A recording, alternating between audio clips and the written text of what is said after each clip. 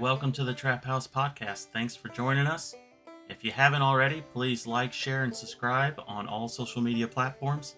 And now a quick word about our sponsors. We have Duke Traps with us. Check out duketraps.com.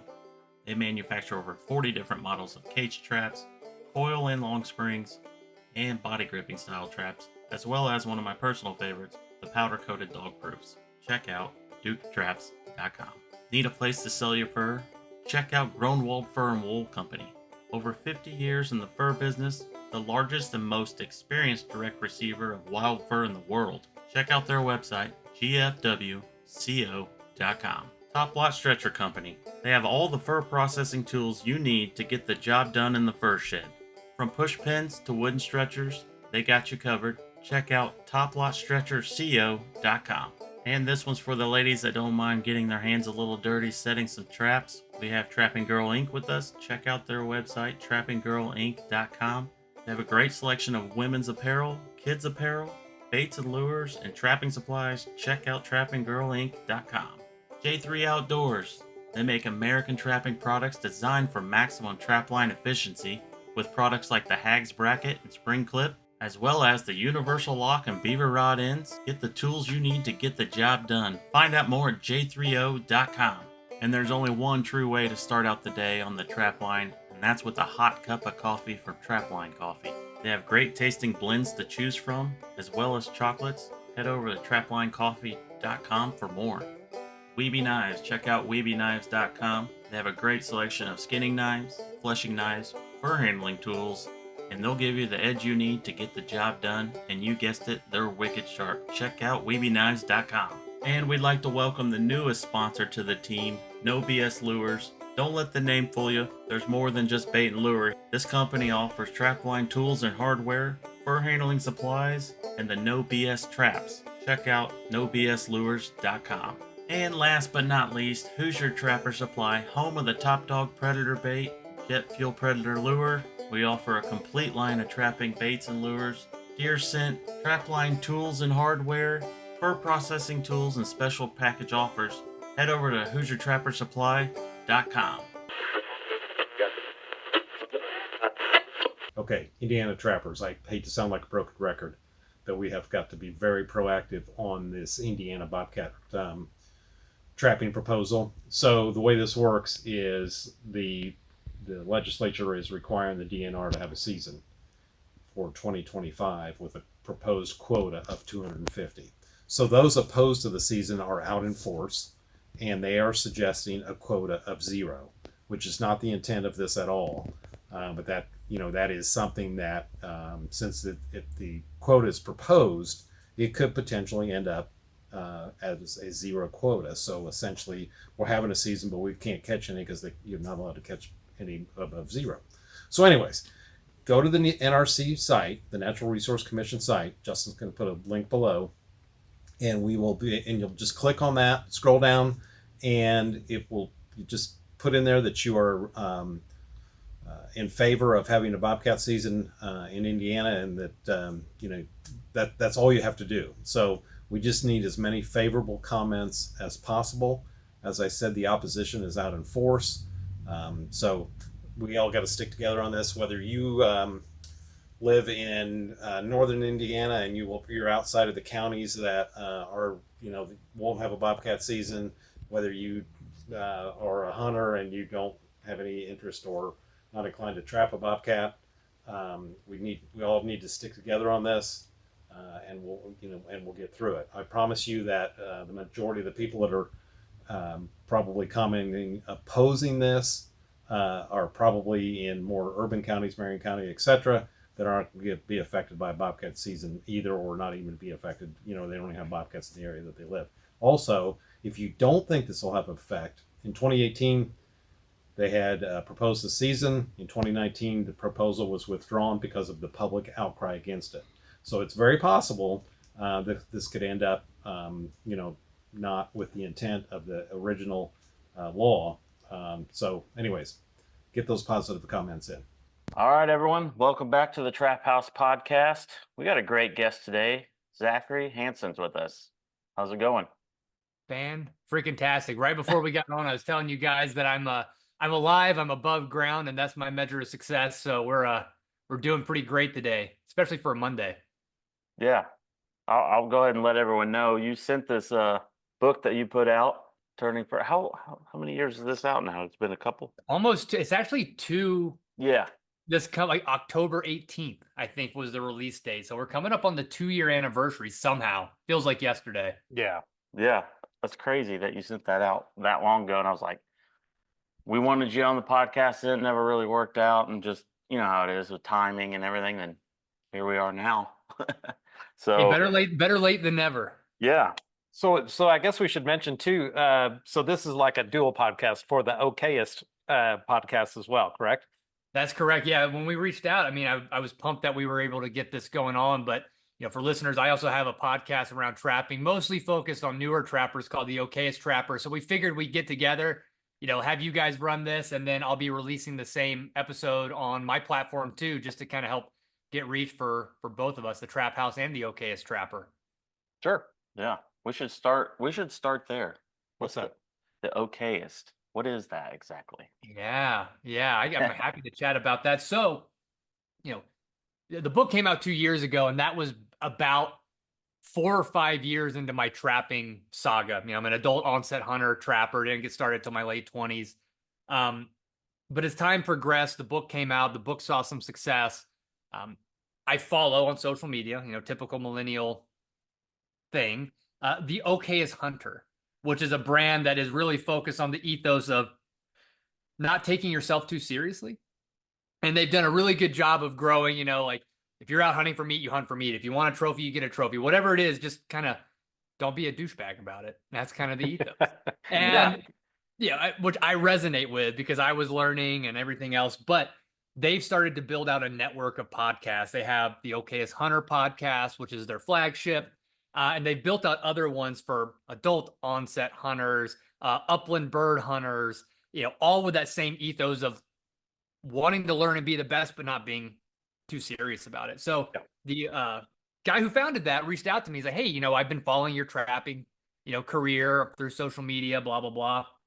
He's like, do you have any interest in doing a podcast as the Okayest Trapper, right? Somebody who's pretty okay at it, but definitely no expert. And selfishly, and one of the reasons like we're talking, I have used this as an outlet to try to beat down the never-ending learning curve of trapping by having the opportunity to have a platform to talk to people who are just way smarter than me, way better at trapping than me, and get little tips and tricks that I can put together on my trap line. So that's the origin of the Okayest Trapper and really the meaning behind it, which is we're all here to learn and just not to take yourself too serious. Like be serious about the outcome, but not serious about, every little thing and, being too pedantic, I guess. Yeah, I mean, I like that. Yeah, me too. And that's a lot of people need to take a note on that. What Well, that makes it keeps it fun when you do it that way. If you Right. start turning, things into everything, everyday life turns into so serious. It's this, that, or the other. It's business driven, and then it's not as cool.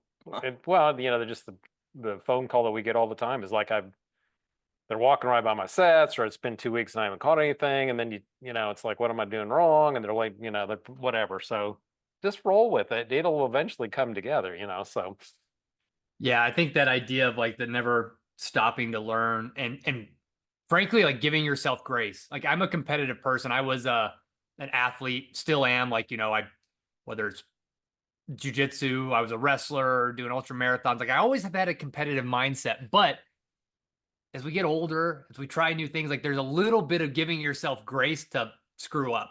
Like you said, like when you have, things going by your set multiple times, you're like, why is this not connecting? Like that ability to just step back and be like, it's not that I suck necessarily. Maybe it is. In my case, it is sometimes, but that it's just part of the process. And I think people get so focused on the outcome, like whether it's like catching that coyote or catching whatever it is, that you lose sight of that fun part and you make it a more of a job than it maybe needs to be. It can really suck the fun out of it. right, exactly. So, a lot of us are driven to succeed and want to succeed, but then there's this fine line that where I can relate it to some deer hunters that we do taxidermy as well. So, we'll have guys that'll go out and just kill a really, really nice deer, and they're They're tech- not happy with it. they're not happy with it, or they get the score back on it and it didn't score like what they thought it was going to be, and it's just like, it's like just get in the truck and drive off a cliff. I mean, just what Yeah. it's, it's like it's a beautiful deer, it's an awesome set of antlers, it's just because it didn't have a numerical, I mean, I can change the paperwork for you. Yeah, We can add so- a couple digits or something. But anyways, yeah, it's just kind of roll with it and have a good time. And But there's nothing enjoy wrong it. with that. There's not necessarily anything wrong with that either. Like if you are a hunter who's out there looking for numbers and that brings you joy, that's great. I'd argue that there are probably fewer of those people who are really deriving joy or maybe robbing themselves of that when they come in and it's a quarter inch shy of what they thought it was going to be. Right. And then that's thrown away. It's like, oh, that was not worth my time. Right. I mean, if you're driven by the trophies, great. I'm all for it. Same with trapping. But there's that balance you got to find where, if that's the only thing you're holding on to, what are you depriving yourself of? And if it's a 160-inch buck and you come back at 159 3/4 and all of a sudden it's not good enough for you, I'd argue that might be a little bit of a thing we need to work on from a personality perspective. But that's me. Yeah. I think that's a good way to put it. So Zach, you've got a very interesting story. So, and it's not, I guess, not super unusual by today's standards, but I mean, you kind of made this life changing, and I'm assuming you probably work remotely now, but you can kind of tell us about some of your Yeah. background, which your listeners have probably all heard it, but ours haven't necessarily. So Yeah, I mean, you're right. It's not a story that is maybe as unique as it was 5 or 6 years ago, and I Right. think that's a good thing. But the story really is, I grew up in a suburban environment. Not necessarily by choice. It was just my environment. This is what I was born into. My parents didn't hunt. My grandparents didn't hunt. You had to go back 3 generations, despite growing up in Georgia in the South, before my family had to hunt for sustenance back in the Great Depression. So it was just not something that was familial, meaning like my family didn't do it, so I didn't do it. And growing up, I had friends who hunted, but it just never grabbed me for whatever reason.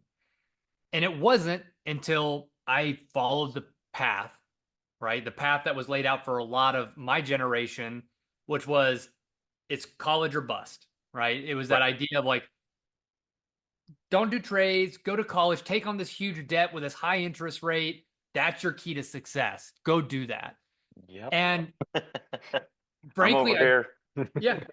I bought it hook, line, and sinker.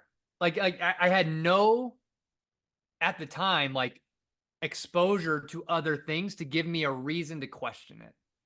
And so I went down that path. I took the high interest loans. I got the degree that frankly held no value, especially when I graduated from university right during the peak of the recession in 2008. There was nothing there.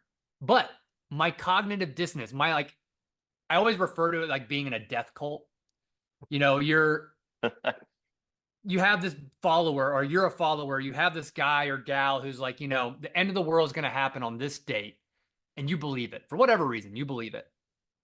You're marching along, you're following, and all of a sudden that date comes, and all of a sudden you're still alive. And you start to have that break in your mind. You're like, wait a second, this guy told me that this was going to happen on this date, and it didn't. And you've got 2 options at that point. You could be smart, unlike me, and say, oh, this was all a sham. Let me go a different direction. Or you can do what happens to most people, which is where cognitive dissonance comes into place, and your brain goes, you know what? Instead of looking at the obvious, I'm going to double down and put my heels in the ground and say, yeah, I'm going to actually believe more. Like, this was just a little blip on the radar, and that's what happened to me. So I was like, you know what? The answer to my problem's not becoming more adept with my actual natural surroundings and understanding what provides me food, shelter, water, and maybe working in the trades. It's going to be doubling down and actually taking more loans and getting more education, like a dummy. So I did it. And, I feel like, looking back, I'm like, who was the dunce? It was me, 100%. But I did that. And eventually I was able to eke out a career. I finally like bullied my way into a job at IBM, and I kind of went down this path of technology careers. But what happened is 6 or 7 years into that career, I realized I had the house, I had the car. I didn't know how to fix anything. And the most eye-opening piece for me is I was with my ex-wife and I was sitting there thinking about, uh, you know, whether it's end of times or like a real crisis scenario. We lived in Louisiana. We always had hurricanes coming through. And I thought to myself, like, if everything went down, we don't have a generator, I don't have anything to get us out of this situation. And when I took my ego aside, like, I was a tough guy, like doing wrestling, jiu-jitsu, like I felt tough. But when I looked at the things objectively, if all that happened, we would probably die in a real crisis scenario because I don't know how to gut a deer. I don't know how to trap anything. I don't know how to provide clean water. I always thought like I would have to literally get in my car, drive down I-10 and hope that I hit a deer. And not knowing how to do anything, I'd have to build a fire, throw that sucker on top and hope I could pull something edible off because I don't know any of it. And that was like my epiphany. And as luck would have it, I went through a divorce pretty soon after that. And that was like my, opportunity to say, hey, I have all these deficiencies that my upbringing just didn't value for whatever reason. And I have to fix that. And that's what sent me on the trajectory. That's what started the book, but and my trapping and hunting career. But it was the learning curve steep. But that's the origin stories. Is I just had no idea, and I think there's so many people out there like that who maybe they won't admit it, but again, they have that thought deep in the recesses of their brain of if stuff hits the fan, like their kids are gonna die, they're gonna die, their spouse is gonna die, and that's scary. Yeah, that is true fear. Yeah. I think obviously with the current things going on with the Hurricane Helen relief, and in some of those cases, it didn't matter if you were prepared or had those abilities or not. People have died. That's very unfortunate, So, but yeah, but there's lots of people that are left that, I mean, they're struggling to survive on a daily basis. So, but yeah, it's it's scary, but it's the reality we're living in, and you see the blips in the radar. The grid going down in Texas a couple years ago in the winter. COVID, nobody can buy toilet paper right now. You can't buy toilet paper. Like it's so obvious that there is a stopping point somewhere that's going to happen that we all have to be prepared for. And the majority of the world, or the United States at least, is not prepared for that. I was one of those people. Yeah. And thankfully now I'm not. I feel pretty comfortable. I'm still learning, like technicality, like when we get into the trapping conversation, like I still suck, but I'm better than people who don't know how to put a trap on the ground. Yeah. And that's an advantage. Yeah. So you basically made this life-changing deal and just uprooted everything and went to Idaho is where you're at, right? Yeah, so I'm very lucky in a lot of regards. Like I didn't have any children with my ex-wife, so it was a very amicable split. But I had been dabbling at that point. I had been dabbling in Louisiana, like becoming what I would say is hunt curious. I wanted to understand where food was coming from, so I picked up a bow, 2 inches too short on a draw length. It was a buddy's old bow. Started learning to shoot. Went on a few hunts. Actually, had harvested my first deer in Tennessee out of a tree stand in 2018 or 2019.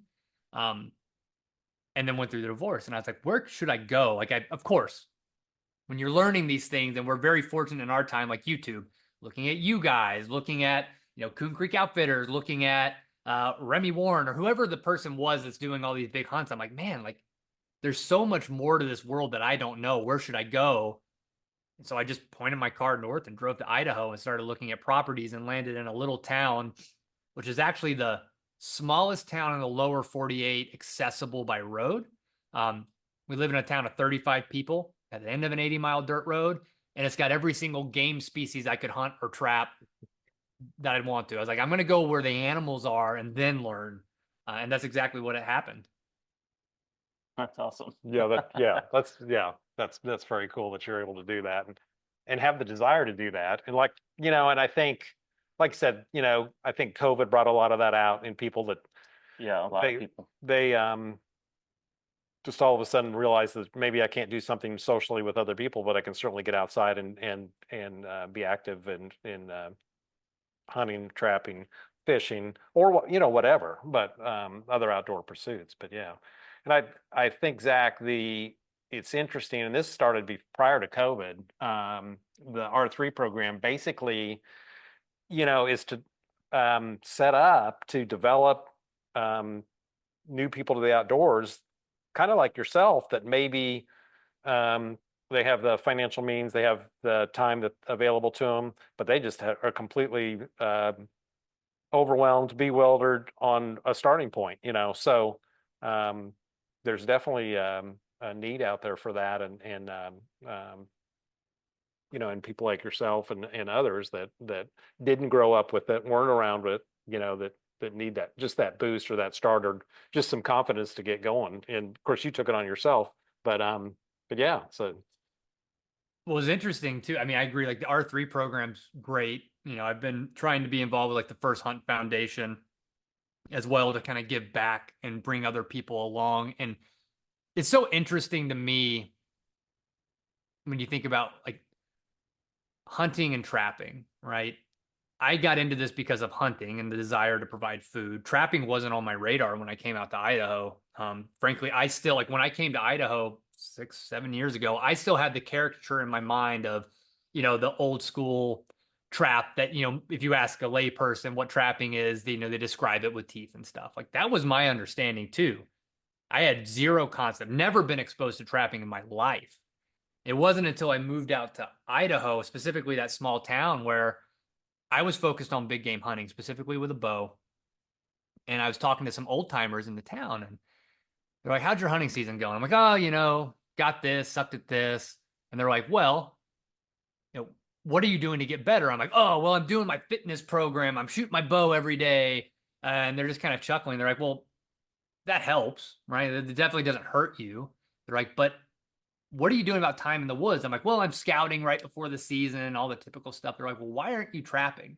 I'm like, "What, with that, jaw thing to, indiscriminately catch an animal?" And they're like, "Son, sit down." Like they took me by my shoulders and sat me down and be like, "I knew you were a moron, but like, okay, let's have this conversation."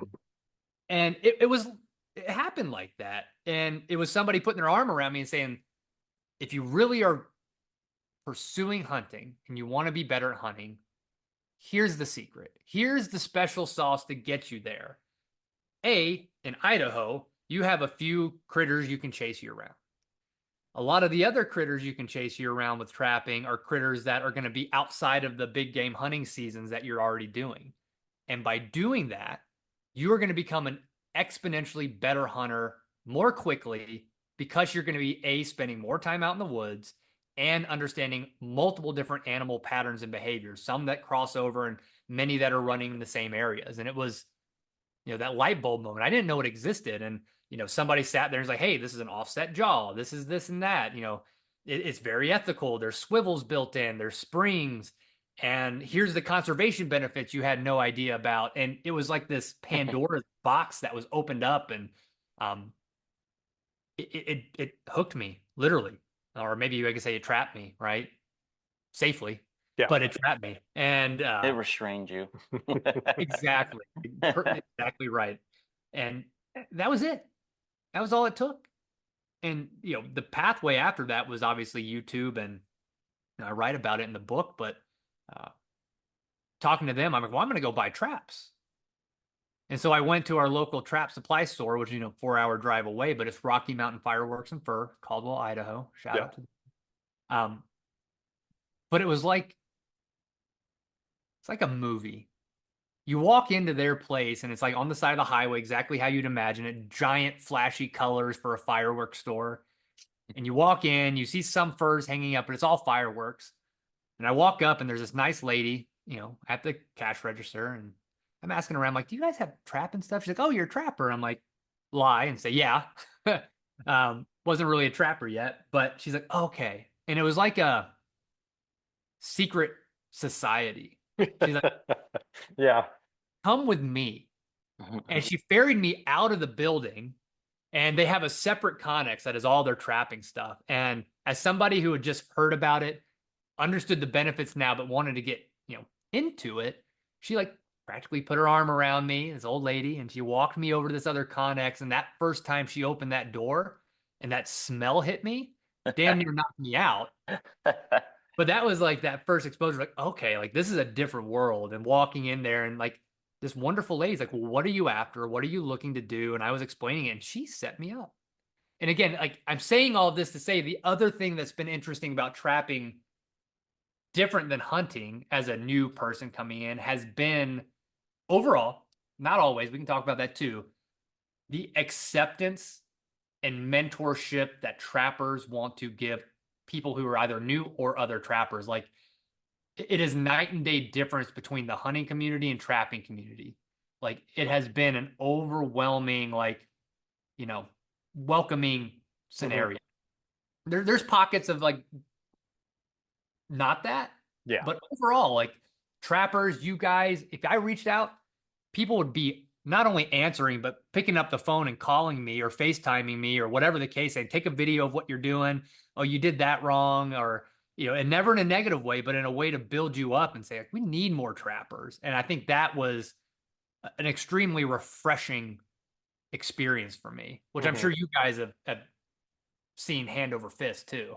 Yeah, I mean, and that's something that definitely has evolved over time, because clearly back in the 70s when I first started, a lot of guys were tight-lipped about it, and it wasn't, the information wasn't out there by any means, and that was well before the internet and et cetera. But it's gradually gotten better, and a lot of that I think started with like the trappers associations having their fall or spring get-togethers and people doing demos, and and then of course when YouTube came out, and I mean, it's all out there. I mean, there's no secrets at all, but yeah, that has definitely been a very positive development, I suppose, in this whole thing, is just this availability of anybody that wants to give you advice. They're out there. Now, some of it you may not want to take, but, but Yeah, you're gonna take some of the YouTube stuff with a grain of salt. but Sometimes. but yeah, it's out there, so it's not, there's no secrets. So Well, since this is a dual podcast too, like I want to flip the script a little bit and also understand like how both of you were first. Like one of the questions I always ask, because like my podcast is also focused a lot more on the stories versus like the tactical, sure. stuff. But like, where did both of you get your first exposure to trapping? Obviously, you were saying back in the fur boom, back in the 70s, but has this been something that's been lifelong for both of you?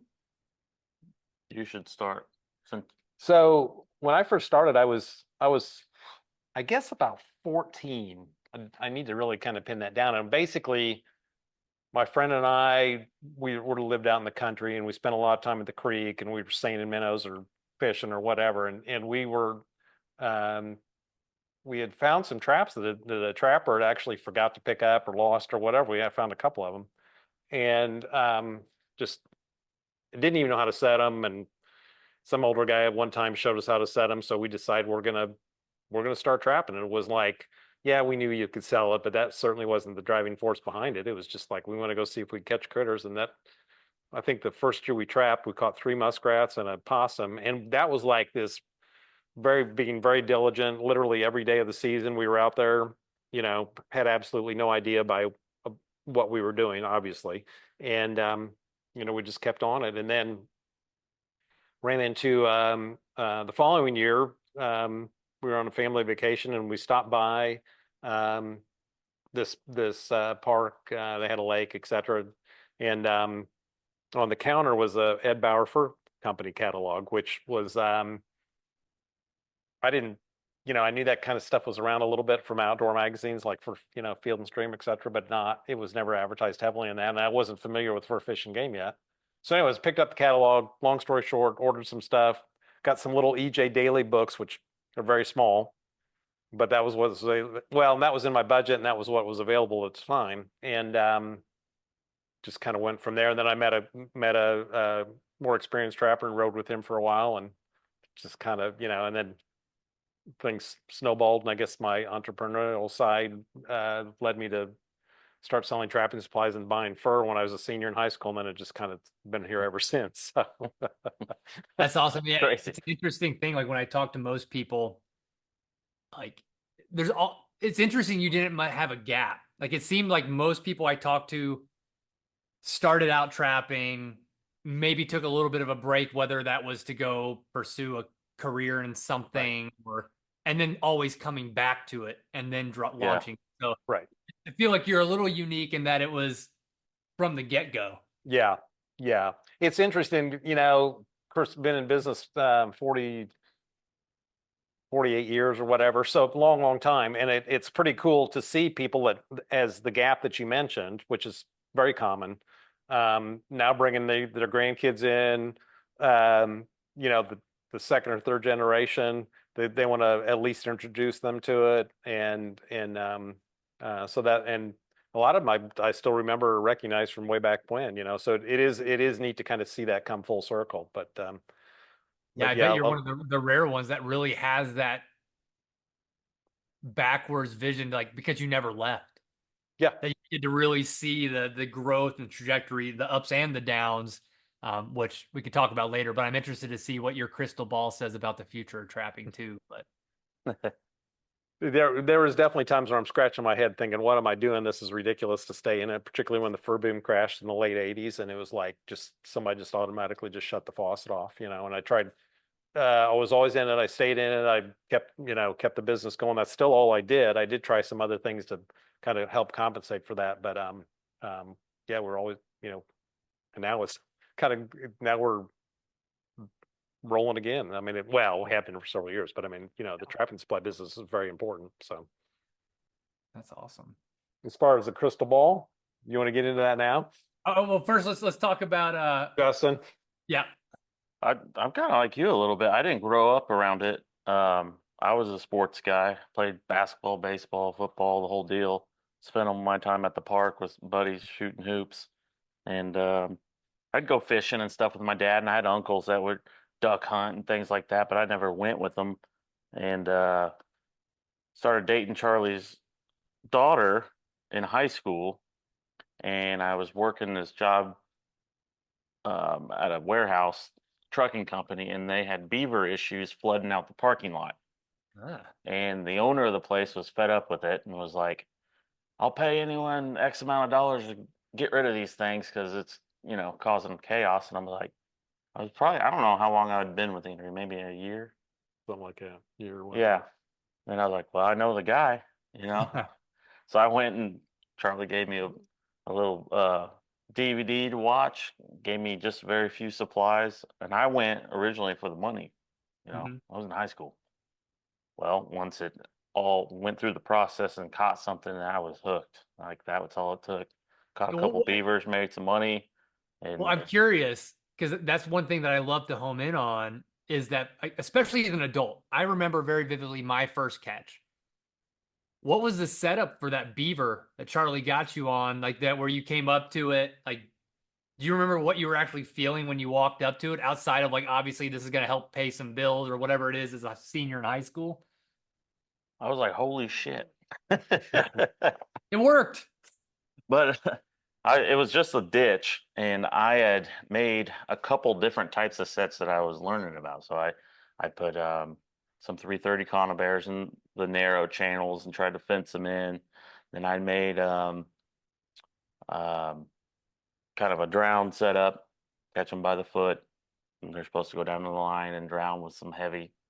Well, I underestimated the beaver. It broke off the weight and was actually on the bank.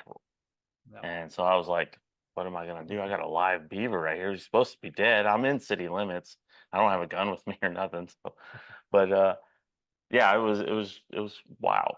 And then I ended up catching the other beaver in the 330 set. So that was, you know, it was pretty cool. And I just started adding things and started when I'd worked there, I'd started in the winters, started setting stuff every night for mink or coons or whatever. You got pretty lucky with a good mentor.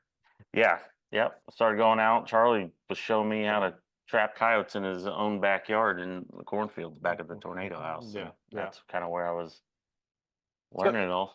So one thing I remember too with Justin, the first beaver, and my daughter was with him, and they caught it and it was still alive, and he's kind of like, what are we doing? They're kind of actually going through this emotional roller coaster about killing this beaver, which you relate to in your book. And I think that's a very healthy part of it. And I think if you don't go through that, then I kind of wonder about you. But so yeah, obviously it's part of it. It's not the reason you do it necessarily, but it's part of it. So anyways. I think that was one thing that I think we collectively, as it still feels weird to say it, like podcasters, right? Not only podcasters, but podcasters who are talking about a subject that we love, that we want to see go on for generations. Now I want to see my kids, my grandkids, and how you talk about those things. Like it'd be so easy to just brush over and never talk about it, but finding the right tactful way to talk about it. And you're right, it's emotions. Like if you're a trapper who doesn't find some emotion in that act, like then you start to question a little bit. But right. I would argue, at least the trappers I've met, which I've been fortunate to meet many over the past half a decade now, is the most compassionate people for animals, which again, for people who are anti-trappers, anti-hunters, it's so hard to conceive how somebody who harvests an animal, no matter the means, could love an animal so much. But I don't know if you guys have thought about that too. Like, how do you explain that to somebody? I think about that a lot, and that is very difficult. I mean, that to really put that into words, and especially if you got the perspective of you're completely against it, or which I don't know that you'll ever be able to change that person's mind, But I think it's pretty clear that the trapping side perspective with the development of best management practices, with equipment that obviously that they tested, that passed, et cetera, with all the things that we try to do for the benefit of the animal. I think that is clearly a good indication that our compassion for wildlife is alive and well, and it will continue to get better as things move forward, I think. So, but which is probably a good segue into the crystal ball question. Like, like with all of that, like you've been around, Charlie, with the ups and the downs. I would argue we're probably in a midpoint right now, just based on my understanding of the history of trapping, of like, you could go one way or the other right now, and we see it, little evidence of both, whether that's like New Mexico or, hopefully a win in Colorado coming up in November. But right. If you had to shake the magic 8-ball, what do you see as the future of trapping? Okay. I'll answer that two ways. Yeah. I think that the interest in trapping right now is considering that we don't have a fur market, and I'm kind of like hesitant to even bring up the fur market because it really is secondary. So wow. It's not really a driving force behind this whole thing now. There are people that still collect their fur and sell their fur to fur sale, and maybe meet the grown wall truck and sell their fur. But that's just kind of goes full circle. It's not that they're doing it driven by what they're going to receive, So guys may change their efforts a little bit with beavers being high. They, went after beavers, but overall, I just see that at this point, trapping is alive and well, and there's a lot of interest in it, like people like yourself that got into it later and are they're hooked on it, and that's just something they're going to do. So I think from that aspect, I think we're in great shape in terms of just the overall interest within our small community. Unfortunately, it's I guess in a way we're glad that it's not just a giant community, but on the other aspect, it would be nice if it was maybe had a little more people, a few more people active in it. But as far as I think the other side of it, all the scrutiny that we're under is clearly a bit of a dark cloud above us, and it's so difficult you can't, we've talked about this before on other podcasts, but you're not going to be able to reach that 10, 15% percent of whatever that their mind's made up, and that, I mean, that's in everything. I mean, there's always that group that you're just not going to change their mind, and on both ways. But that is definitely that hangs over us, and I think a win in Colorado would be very significant. Just not that it's, I mean, they mentioned bobcat trapping, it's cage trapping, but just the all-out effort that they're taking there, and if the consumptive side of wildlife comes out on top of that, I think that kind of is going to set a precedent, take the wind out of their sails, and I think that'll mean a lot and go a long ways. You know, you mentioned New Mexico, and that was definitely a terrible loss, and I think that only came down to like 1 or 2 votes. I mean, it was very close, you know, and probably if maybe a little bit more time has been spent, and maybe it wasn't, some of the stuff seemed like it was definitely maneuvered on behalf of, you know, the other side. You know, maybe we would have come out on that one, you know, if more time had been spent. But I guess to relate to that, I think it was 1985, Colorado lost the right to use foot traps.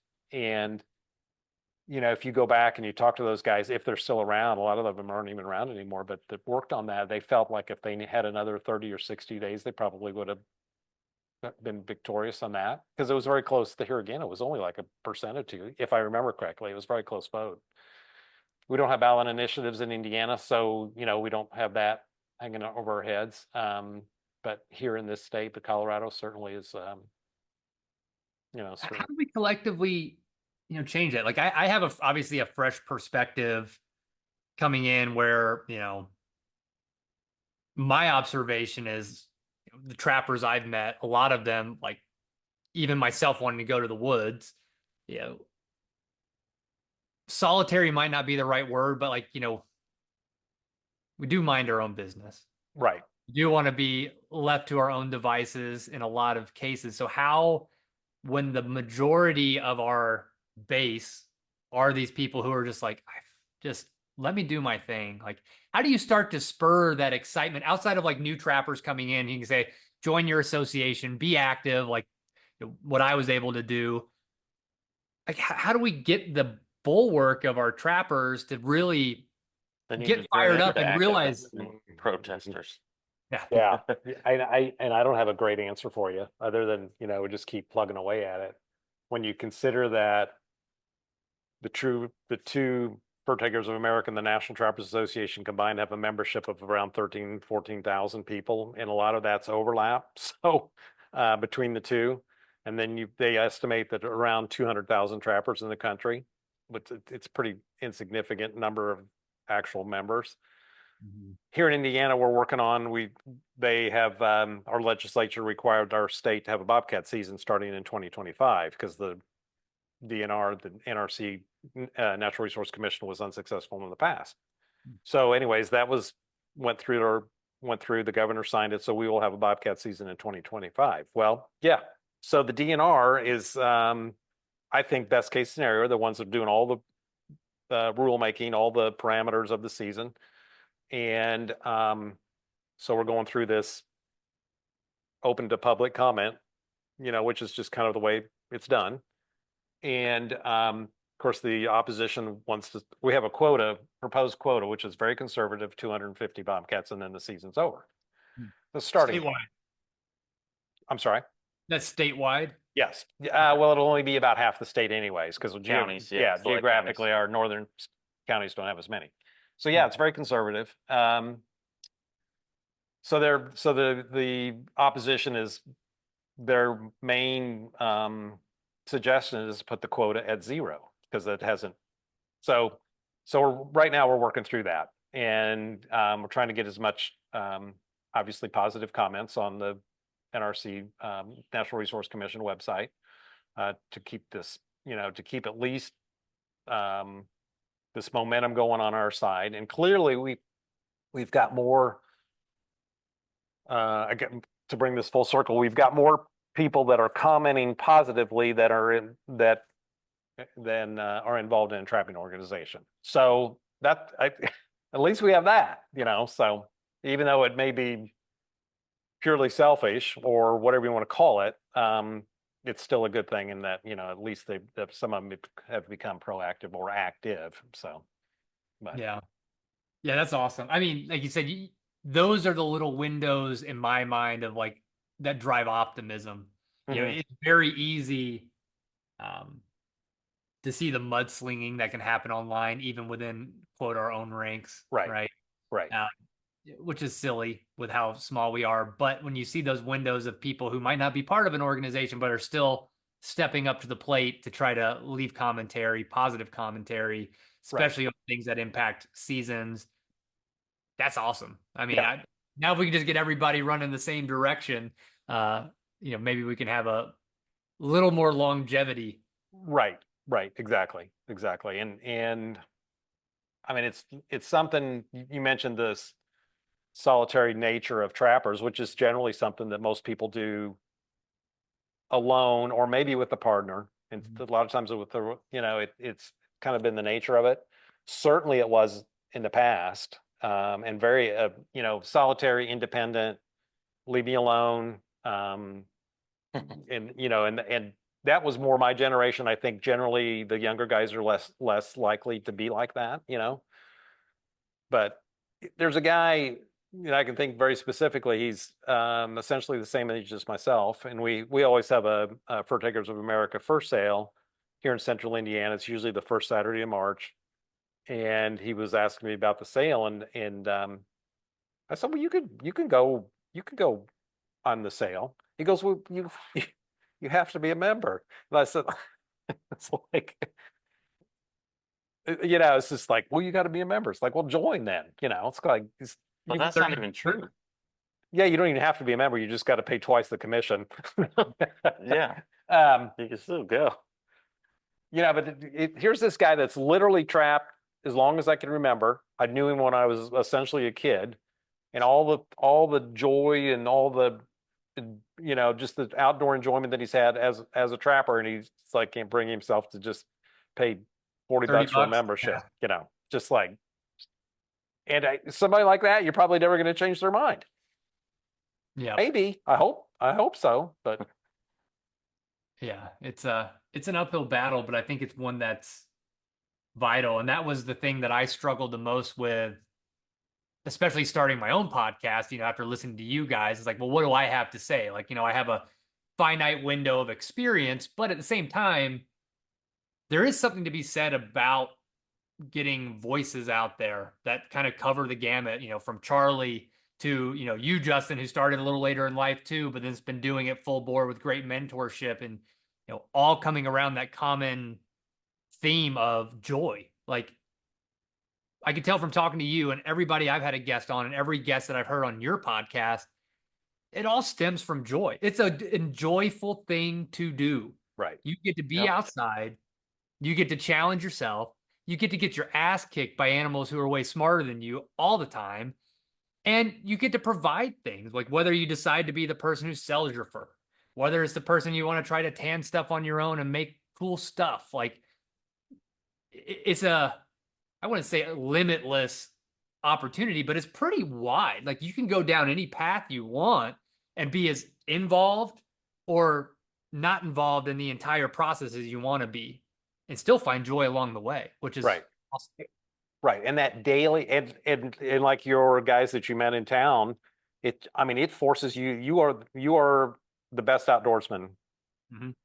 As far as Yeah. you're being out there, you're out there every day, you're seeing stuff that most people aren't going to get to see, and you're going to deal with a lot of times if you hunt, and the weather's absolutely terrible, you probably aren't going to go. Well, if you're trapping, you're going. You don't have a You have choice. to.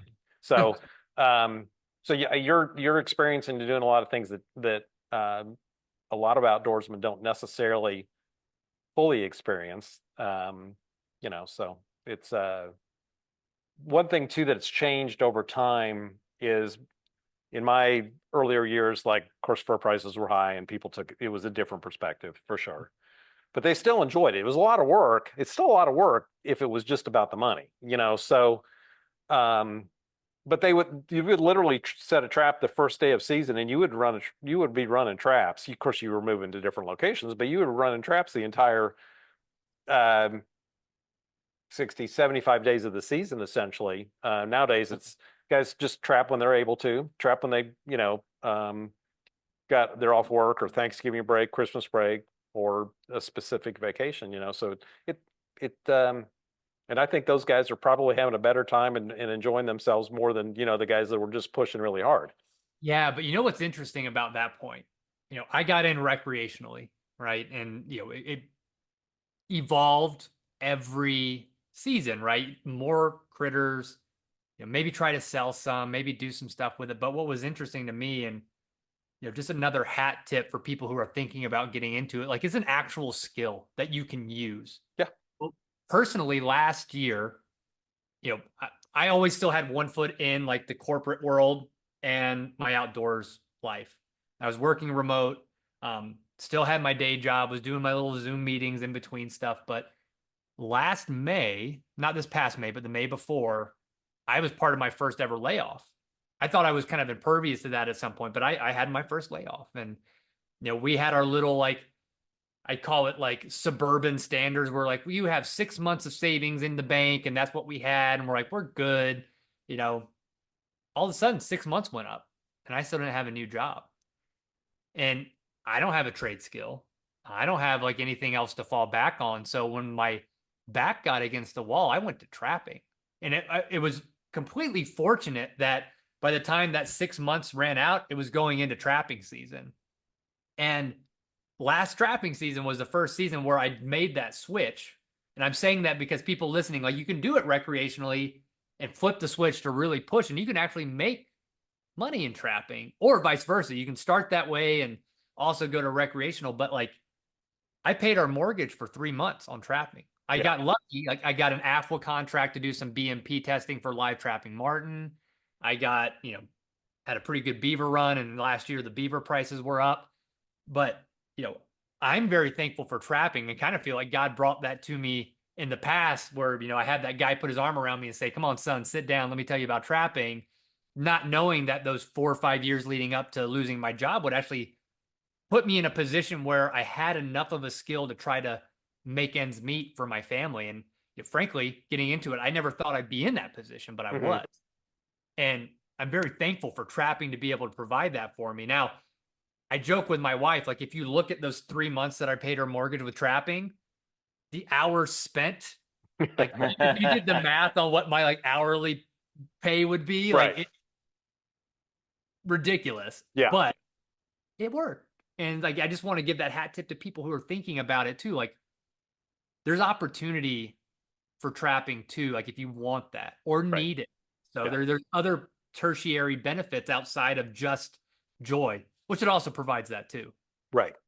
So you do have the advantage of probably a better quality fur than what we have in Indiana, generally speaking. But a lot of guys here will, they'll start at the, whether it be part-time or full-time, off of their trapping experience, a nuisance business, where they're catching raccoons or beavers or whatever for people. And that pays pretty well. So yeah, it is something that skill gives you that ability to go do that. So I think people forget that it's a skill. Yeah. Like it is a society beneficial skill. Like, again, this is from my perspective, because I didn't grow up around it, that it blows my mind. Like, you'd see nuisance control vehicles, you'd see these things, but those are skilled trappers. And when you think about society as it is today, there's always going to be a need. There's always going to be human wildlife conflict. And, it's funny to me that anti-trappers, anti-hunters kind of gloss over that. Like, it's not okay to do it recreationally, even though in the recreational aspect, you're probably actually taking better care of the animal and using it to its fullest potential. Right. Versus control work, which sometimes you're not, but largely you are. But, that will never go away. Like, there's always going to be a, oil company, even a strip mall that's having beavers flood their parking lot, and you need to take care of it. And that's just something that's not talked about a lot. Right. And it's like, yeah, exactly. And it's, I think I heard on a Meat Eater or whatever with Dan Gates, and he was explaining, the state of California, they did away with mountain lion hunting a number of years ago, killed about 300 mountain lions a year. Well, now the state evidently kills about the same number of mountain lions on a control basis, And tosses them. Exactly. Before there was provided income to the state, not just through licenses, but all the people that, stayed in hotels, ate out, did all the things, paid them outfitter, all the different things that brought in. So, it's just, but What about you, Justin? What's your magic 8 ball say about the future of trapping? Just like what you're saying, it will always be here because of the conflict. It's just gonna change, I think. And it has since even I've been around trapping 20 years now. So when I got in it, it's already completely different. I could see the gradual changes. Um, but it will always be here. I think it's a good industry to be in. But it's just going to go ebb and flow and change, and we'll work around it. People will figure out ways, and it'd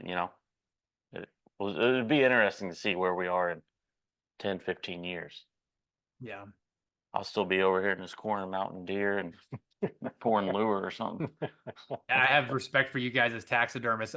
Part of that, when I lost my job, I went and apprenticed at a taxidermy shop because I wanted to get better at fur handling and just right. everything as it relates to it, which is a great opportunity to do that. But my God, I do not have the artistry in me. I found out. I mean, I can skin a bear like the best of them, but that's about it.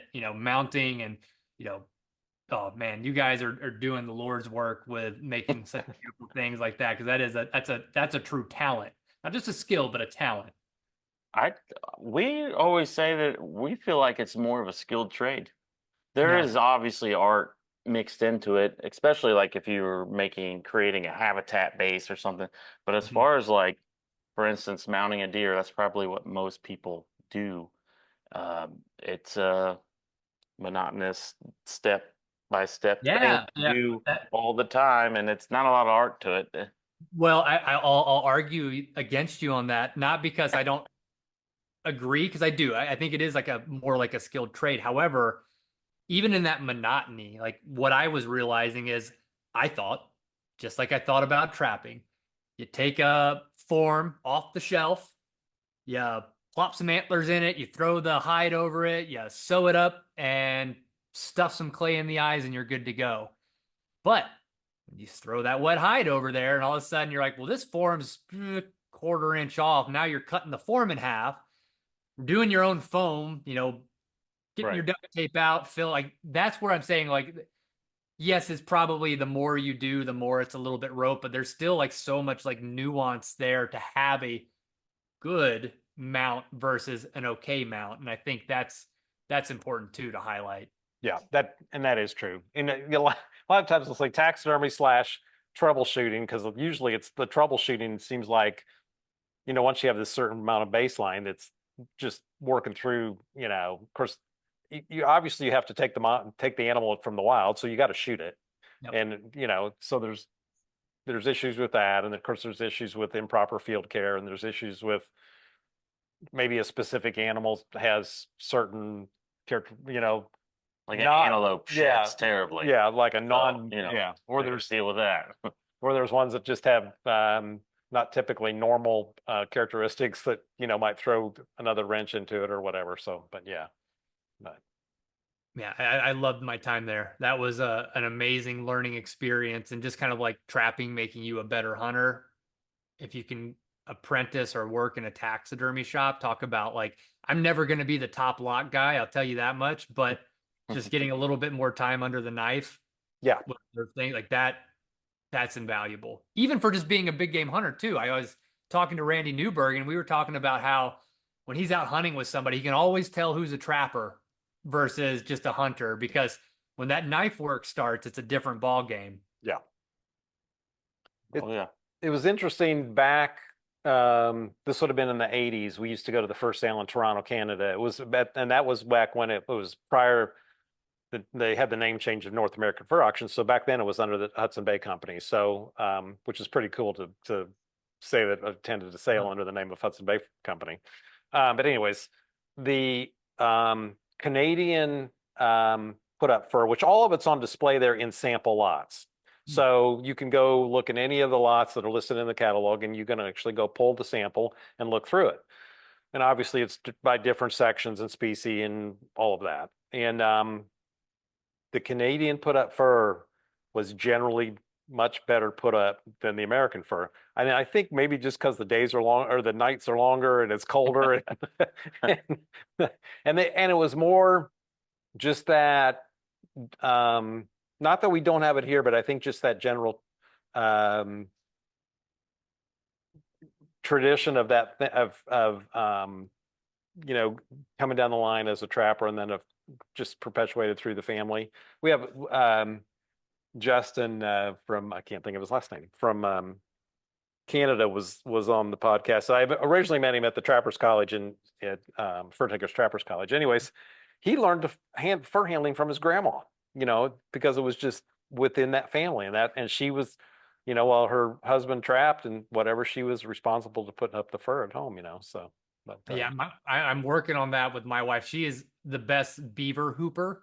So I'm very excited about that. But yeah, man, that tradition and the everything around fur handling, like that passing down the generational thing, that's so important to me now, you know, as essentially a first generation trapper. But hearing those stories is so empowering, and you know, gives me more motivation to do what we're doing, which is getting a voice out there for trapping, and right. you know, hopefully that in a positive way for the long term. Yeah, I think it's just, you know, when I grew up with it, that was just what you did. So when you caught something that evening, you skinned it and scraped it and stretched and dried it. Maybe not so much nowadays, and there's definitely that segment of trappers that just want to go completely full circle. A lot of them will just skin them and freeze them flat and sell them that way, which is fine. I'm just glad they're still doing it, you know. But that idea of just the fur handling, and that's got a lot of satisfaction to it. And you know, back when you got all your fur shed, and you got all your fur in there, and you just go out there and you look at it or whatever, and then you sell it, and it's like, well. It was kind of like, it's kind of cool to get the check, but then again, it was just always kind of sad to not go out there and just have all that stuff hanging there. You know, it was just kind of that, I don't know. It was part of it, but so. What was the first thing you ever trapped? A red fox. Red fox? And how long did it take you to skin it? Well, it took me about a month and a half to trap it first, because that thing was way smarter than me, pulling my pan covers and, you know, flipping my trap over. But I remember I had a little gambrel. I had a knife that wasn't that sharp. And you had just had Stu on from Coon Creek. I had his little tutorial on an iPad, on a chair, as I was trying to do this fox. And it had to have taken me every bit of 2 hours to do it. And I did pretty good until I got it on the fleshing beam and then ripped a hole. You know, it was like that thing where I was like, oh man, this skinning thing I'm consuming, but easy. And then of course, you know, put it on the fleshing beam and not really knowing my, you know, butt from my elbow, just sliced it right down the middle. So, you know. Yeah, they're pretty thin skinned, which you found out. So yeah. Oh yeah. Very much so. Yeah. That story I was talking about when I first trapped a beaver at where I was working. I brought it over here, and I laid it out. I was going to skin it, and I think it took me 3.5 hours. But I got it done. I tanned it, and it is a pillow that is still in my at my house. I just got a beaver pillow, my very first beaver. And that's gonna last. You know, like one of the things that I've talked a lot about with like some of the guys like New England Naturals, like, you know, as wokey as it sounds, that is the most renewable resource that we have. Like that thing will last for your kids, their kids, as long as they want to pass it on beforehand. And then if someone gets tired of it, they can toss it, and it's biodegradable. You know, it's the ultimate renewable resource. It's great. Yeah, he's got a great little 30-second thing about, you know, he hates fake fur, and, you know, just gives this full circle explanations, and, you know, it's just spot on, you know. So, but So I got to ask. So, I mean, I have a bevy of questions I ask all of my guests, but I want to ask at least this one to both of you. You know, as sportsmen, as people who are hunters and trappers, but people who spend a lot of time out in the field because of trapping, what's the wildest thing you've ever encountered outside or outdoors? Whether it be hunting, trapping, hiking. To seed it, I've heard everything from aliens, Bigfoot to, you know, non-target catch releases. It runs the gamut. I got two. I mean, I was deep sea fishing a couple of years ago, and I saw a manta ray, and I thought that was wild. I mean, they're so big. Yeah, how big is it? But one of the coolest thing, you mentioned Louisiana. I used to go down there and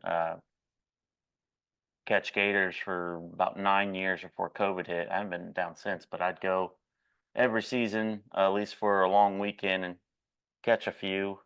And I remember being in the marsh, it was in brackish water, and I was pulling up a gator, and behind me there was dolphins jumping.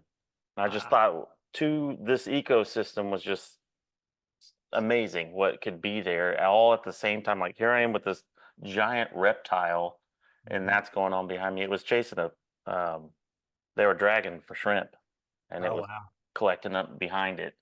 But I just thought that was wild. Those Yeah, are that's the pretty cool. things that I Yeah. think. So. What about you, Charlie? I guess there's been so many of it over the years that you kind of just I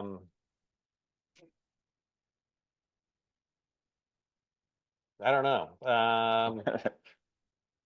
That's as far as like animal encounters. Yeah, as far as animal encounters, yeah. That's what I was thinking.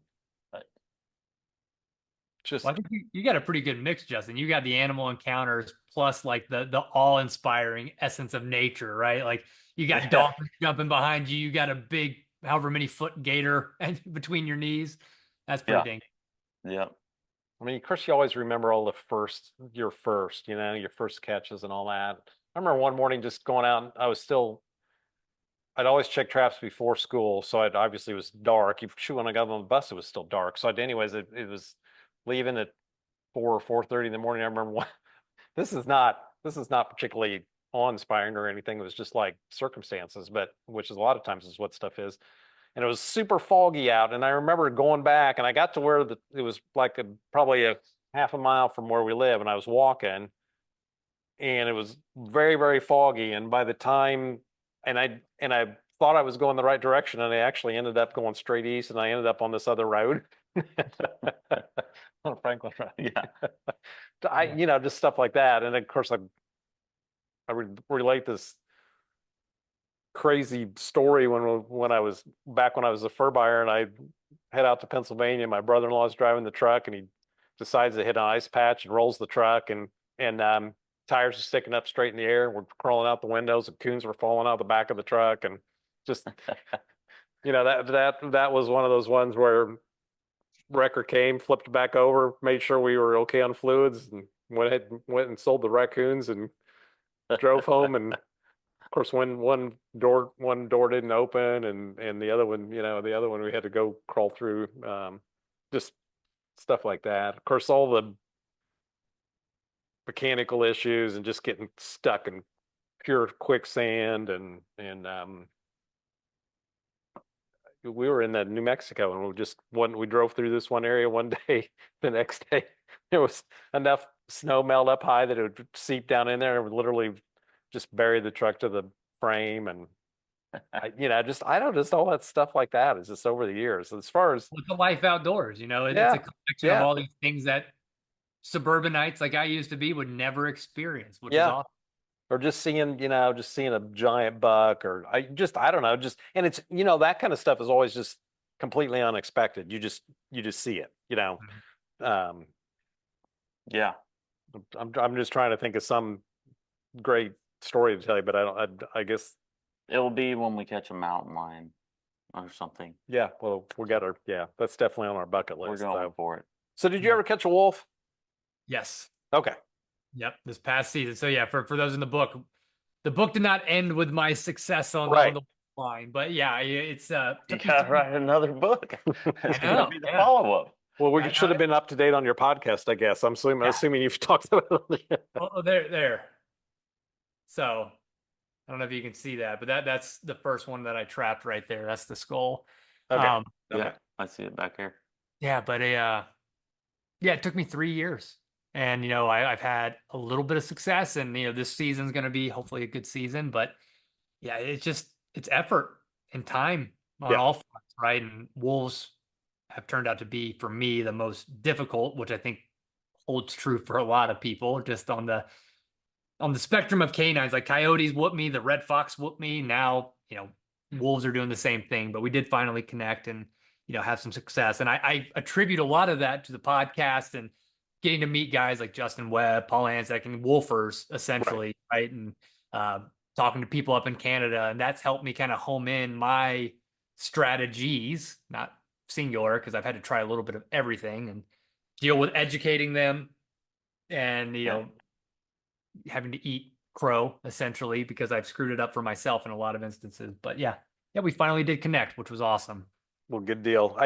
In talking with Paul and Zach, we did a podcast with him, but then he's one of the instructors of the Trappers College now, so I'll spend the week with him. But he's like, wolf trap, it's actually pretty boring because there's so many days that you don't catch anything. You're just looking strictly at empty traps. It might go 2 weeks or whatever, and then of course you have a really good day. But I think it sounds to me like it's just got to have that continual drive to just keep going after him. So Well, that and the thing that really turned the tide for me, if we're talking tactical things with wolves, is that boring nature. Like I would have traps out, and I'd go 9, 10 days, and when I was first starting, I only had so many traps. Let's say a half a dozen, and I'd have them in these areas, and then I'd go 9, 10 days, and my thought was, okay, this is dead. They're not coming back.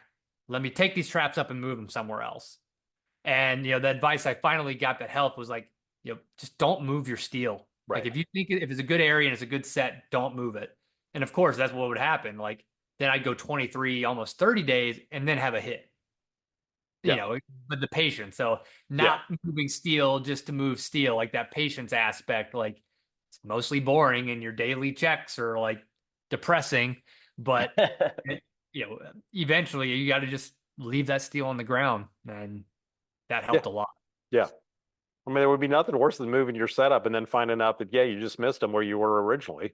Well, that's what would happen without fail. It's like I'd move them, and then like I'd go and pull a game camera or go back and look, and like the next day there's just tracks everywhere. I'm like, really? Like, God's playing with me. But yeah, I mean, gentlemen, this has been great. I mean, I do have to run here in a little bit to pick up some kiddos, but Oh yeah.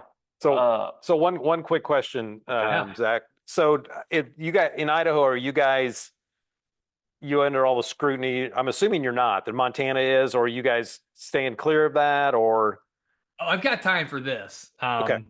I was actually just talking to Justin Webb from Foundation for Wildlife Management on Friday, but here's how it kind of went down. Like last year, and I'm sure you might have talked to Paul about this, but in Montana, there was a lawsuit filed for closing down the tail end of Montana's wolf trapping season, with the argument that in wolf traps you could trap and restrain a grizzly bear. Mm-hmm.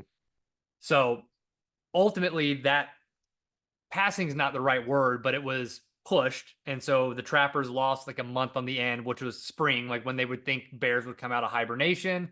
And on the other end of the spectrum, they were pushing to have the season start a month later to ensure that bears were denned up so that there's no grizzly bear wolf trapper conflict.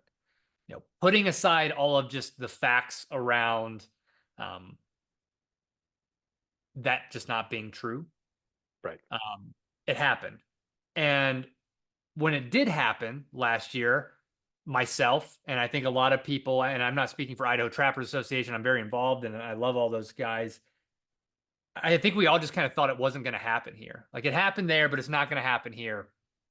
And maybe people were abreast to it and I wasn't. I'm not like elbow deep in the legislature all the time, but essentially what happened very next year, that same lawsuit got brought into Idaho. And we were lucky, I'm lucky, in that it cut the state in half. meaning like the kind of northern and southeastern where there's grizzly habitat. It had the same issue where it pushed the season back from a start date and cut it short for about half the state of Idaho. And where I'm at, thankfully, I was on the border where there was no impact for me in my trapping season. But a lot of the really gangbuster type of trappers going after wolves were impacted, and where our wolf population is the most dense happens to correlate with where grizzly are. So it talking with Justin, like there's a lot of hurry up and wait right now. Like we have a lot, like both Idaho Trapper Association, Foundation for Wildlife Management, National Trapper Association, FTA are all pooling and putting in funds to fight the lawsuit. And we're kind of waiting in the wings right now, but as far as I'm aware, that is still holding for this upcoming season for at least half of Idaho, and of course Montana too, where those seasons are cut short for something logically that doesn't make a whole lot of sense. Right. Where evidence would suggest it shouldn't. Yeah. But I guess, I mean, generally a lot of this stuff doesn't make complete sense anyways. It's just kind of. Well, you don't think the wolves needed to go back to Colorado? I'm sure that horse has been beaten quite a bit, but so, and of course, Colorado creates their own issue because they probably don't have any type of management plan. They don't have, certainly not going to be using foot traps to control those wolves at some point. So it's kind of like you guys are kind of getting what you set yourself up for, or deserve in a way, So, but neither here nor there. That's but wild. That's another subject, I guess. That's a whole nother podcast, man. We might have to do a part 2. I would enjoy that for sure. But gentlemen, I really appreciate it. Is there anything else that I can answer for you guys? You answered all my. No, you hit us with what's the coolest thing or wildest thing you've ever seen. So what's yours? Let's hear that before we jump off. Very recent, actually. It was 4 weeks ago. Sasquatch. Yeah, 2 of them. Yeah, they help now. I wish. I want to believe so bad. I have so many people up here that do believe, and not in my. I'm telling everyone listening, quit wasting your time. That stuff is a joke. I want to believe not real. But equally pants soiling experience for me, at least. 4 weeks ago, it was the start of in early September. I didn't have an archery elk tag. I do for late season, but not early season in September. So I was going to just do muzzleloader deer, started September 8th. So a buddy of mine went out. He had his muzzleloader tag too. And first day of the season, first light, beautiful doe walks right in front of us. It's like, oh, well, this is very convenient. So shoots the doe. We gut it, field dress it, and, do everything, take it back to the house, process the meat. Well, the next day I had planned, because I run bait barrels, to go bear hunting. And he had already filled his tag. I'm like, I'd rather shoot a bear right now. I prefer bear meat, all of that. So that's what we were going to do. So first light, we walk out of my cabin. And now my cabin, I'm very fortunate that we opened to 3,000 acres of public land. So I can just walk right out my back door. So we walk back to where that deer was, because it was kind of on the way to my bait barrels, a couple miles out. And I was like, let's just go see if anything's hit that. And sure enough, like we go out and walk a while, and we start hearing that. I'm like, it kind of sounded like a mountain lion. I thought it was a mountain lion. But we kind of crest this hill to look down where that gut pile was left. And we see 2 bears, 2 beautiful bears. One, probably 2 to 3 year old sow, and another boar that was like 350 pounds, which was odd that they were together anyways. But they were kind of circling and fighting over some of the gut pile. And, I just want to observe. I'm like, okay, let's make sure there's no cubs, anything like that. So we're about 150 yards above them, looking down like a 5% grade, tons of cover and foliage, but clear shooting lanes. So I have my rifle sitting across my lap, and we're just watching. And talked to my buddy who was kind of sitting back over here over my left shoulder. He just had his pistol. And I'm like, well, let's see what this is. I'd like to shoot that big boar. Let's just watch. And the wind was in our favor, right in our face. And within a second, the wind switched and our scent went straight downhill. And in my head, like I've been around a lot of black bears in the last several years and done a lot of bear hunting. And I actually put my rifle on safety when the wind switched, because I was like, the second that it hits him in like 5 seconds, Their heads are going to lift up and they're going to boogie out and bolt. Well, it happened that way. The wind went downhill and we saw both of their heads pop up and look directly at us. And I'm thinking, okay, well, that was a really cool experience. We'll go sit the barrels, whatever. They're out. In a split second, that sow took off at a dead run right at us, huffing and puffing and growling. Like she was 200 pounds, but like Yeah. that was big. And then the boar was following her. So thankfully, like, you know, you always think like maybe as a trapper or a new hunter, maybe again, this is ego. You always think about what would happen in that scenario. And you always kind of picture yourself doing the right thing. You know, oh, I'd stand up and do this. Well, thankfully, it kind of happened in that way. Like my instinct was to stand up and take my rifle off safety and yell "Hey bear" as loud as I could. And when I yelled "Hey bear," they were full clip running up at us, closing a 150-yard gap. The boar cut off to my right, his left, kind of ran off, but that sow never stopped. And thankfully, she had a white patch on her chest. And I pulled my rifle up and shot her right through the chest, through the heart, out the back shoulder, and dropped her. Which I've only ever archery hunted bear before that, so I was kind of expecting her to run off, but that 300 Win Mag did its job and plopped her down. And I tell you, I almost crapped my pants. Like she was 25, 30 yards from me when I hit her. And if like, I'm not a great shot, like you put me out on the range, like I'll be okay. I overthink things, but in the moment it worked and I just put it right on the mark and dropped her. And then the other one started circling around. So we had to just kind of like be loud, run them off. I'm still not sure if the one in front of me is, you know, passed away or not. So it was just this absolutely hair-raising moment that I never thought I'd experience. And, you know, when you're walking out your back door with no expectation or, you know, Right. thought about it, like, man, like we both went back to the house after that and we looked at it like, what just happened? Like intense and awe-inspiring and really cool. But, you know, had I not, like that bear was, she was going to run through me for sure. And, you know, not a huge bear. I'll send you guys a picture, like 200, maybe a little more pounds, but man, that was, those first light pants are in the trash now. That's hilarious. That's That's a wild one. That's a good way to round this out. So yeah. Yeah. Cool, guys. Well, I appreciate it. I hope you guys have a fantastic rest of your day. I appreciate the podcast genuinely. You guys were a big inspiration for me. I appreciate it. I appreciate everything I've learned from you guys, even though you didn't know you were teaching me. Well, thank you. Yeah, thank you. Keep I'd it up on appreciate- there. Yeah, and yeah, spreading the word, positive light in the trapping world. We need as many as we can. So yeah, I appreciate what you're doing for sure. So very important. So Awesome. as you We'll said, see it's a you all small next time. community. So It is. all right, Zach. Well, we'll catch you next time. And yeah, we'll do this again. yeah. So. Perfect.